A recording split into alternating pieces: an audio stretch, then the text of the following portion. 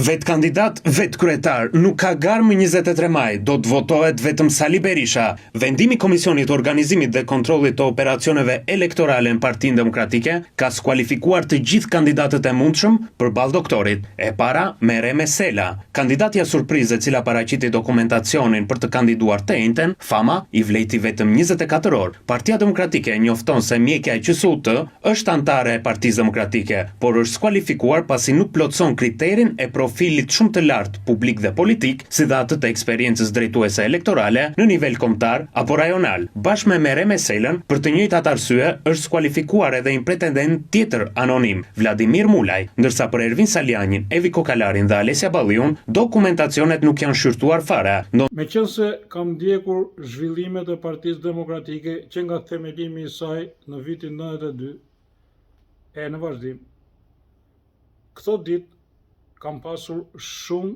kërkesa nga miq dhe dashamirës, antarë dhe simpatizantë të Partisë Demokratike, të cilët ndër vite kanë dhënë kontribut të jashtëzakonshëm për ekzistencën e kësaj partie në tregun politik shqiptar.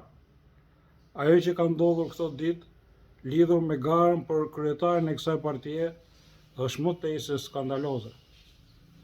Gjatë gjithë kësaj kohe, gjatë gjithë këtyre viteve në pushtet, Edi Rama është akuzuar për autokratizëm dhe për shfshehje dhe manipulim të garës elektorale, jo vetëm në zgjedhjet parlamentare dhe ato lokale, por dhe brenda partisë së tij. Fiks e njëjta gjë ka ndodhur dhe po ndodh këto ditë me Partinë Demokratike. Sali Berisha me një paturpsi të pashpjegueshme për këta antar, po bën sot veprime të cilat janë sa qesharake, aq edhe dramatike. Kjo do të thotë varrosje përfundimisht e forcës kryesore politike opozitare, e cila nga një aset kombëtar është ndruar në një aset familjar. Pse po ndodh kjo?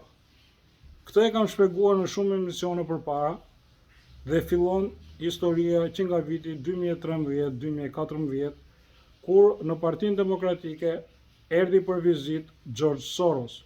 Pikërisht në këtë periudhë Sali Berisha e shiti Partinë Demokratike dhe vendosi aty një kukull si Lulzim Basha me detyrën për ta lënë Edi Ramën në pushtet, në qetësi dhe që të qeverisi i lirë, sigurisht me miratimin e vetë Sali Berishës, i cili u tërhojt në hije, por faktikisht ishte de facto kryetar i kësaj partie.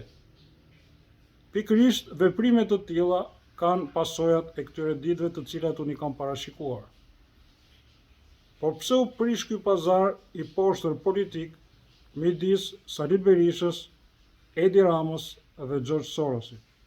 Pikërisht ky është gabimi themelor në cili ndodhi nga Edi Rama dhe George Soros, të cilët kujtuan se Sali Berisha ishte tashmë në një pozicion shumë të vështirë politik, flas për para 4 viteve, dhe e shpallën atë me influencën që ka në politikën dhe administratën e atërshme amerikane si person non grata.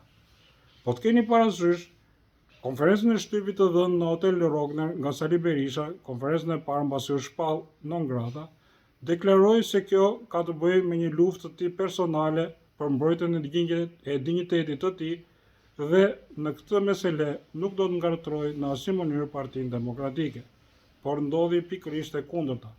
Tashmë, Sali Berisha, haptas, me paturpsi më të madhe, e ka deklaruar Partinë Demokratike jo si një aset kombëtar, por si një aset familjar.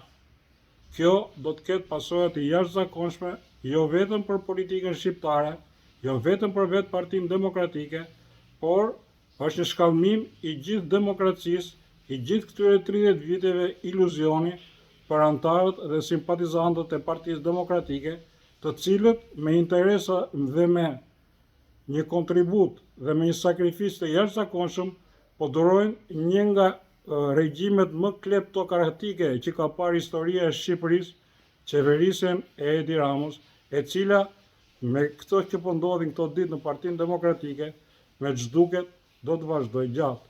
Vetëm në qoftë se do të ketë një ndërhyrje më të fuqishme nga organet e drejtësisë dhe nga ndërkombëtarët, duke pasur parasysh këtu sidomos interesat e Shteteve të Bashkuara të Amerikës.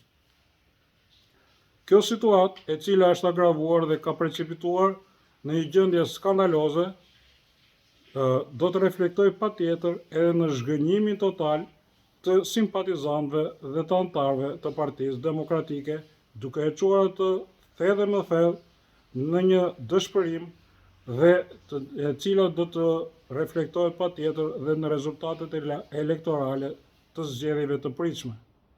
Kjo i ka krijuar një situatë akoma më komode Edi Ramës, i cili tashmë nuk ka më përballë kundërshtar prej vitesh, por ka vetëm aferat korruptive të jashtëzakonshme që ai së bashku me ekipin e tij të rilindjes ka bërë këto vite.